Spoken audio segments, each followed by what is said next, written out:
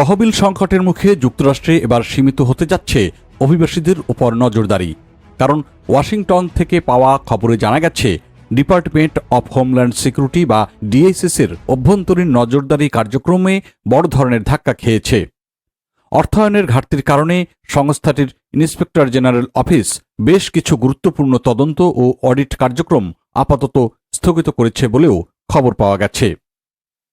এই স্থগিত কার্যক্রমের মধ্যে রয়েছে অভিবাসন সংক্রান্ত আইন প্রয়োগের সময় অতিরিক্ত বল প্রয়োগের অভিযোগ, অভিবাসন আটক কেন্দ্রগুলোর অবস্থা পর্যালোচনা এবং প্রতিযোগিতাহীন বা নো বিড চুক্তির অডিট।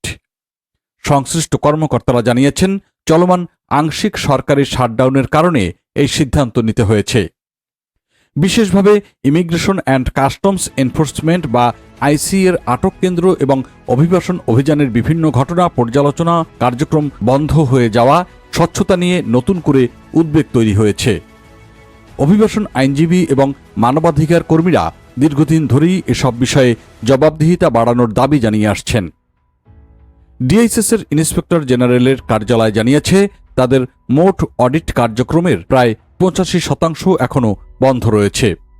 একই সঙ্গে সংস্থাটির প্রায় 60% কর্মীকে ছুটিতে পাঠানো হয়েছে, যা তদন্ত কার্যক্রমে বড় ধরনের প্রভাব ফেলছে।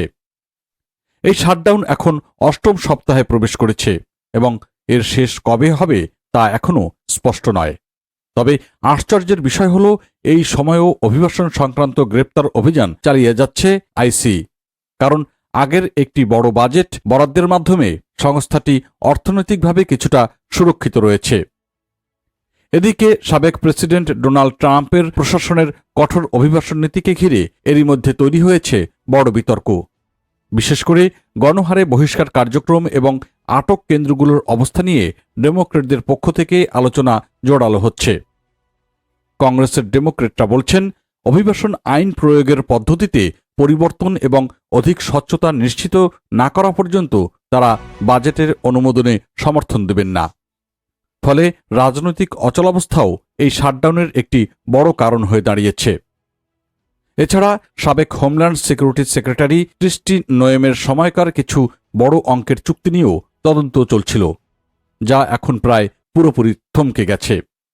কারণ এসব চুক্তির স্বচ্ছতা নিয়েও প্রশ্ন উঠেছিল খোদ কংগ্রেসেই। তবে চলমান কিছু ফৌজদারি তদন্ত এখনও চালু রয়েছে বলে জানা গেছে।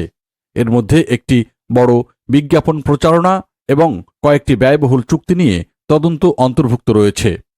যদিও এসব তদন্তে যুক্ত অনেক কর্মকর্তা বর্তমানে বেতনই পাচ্ছেন না।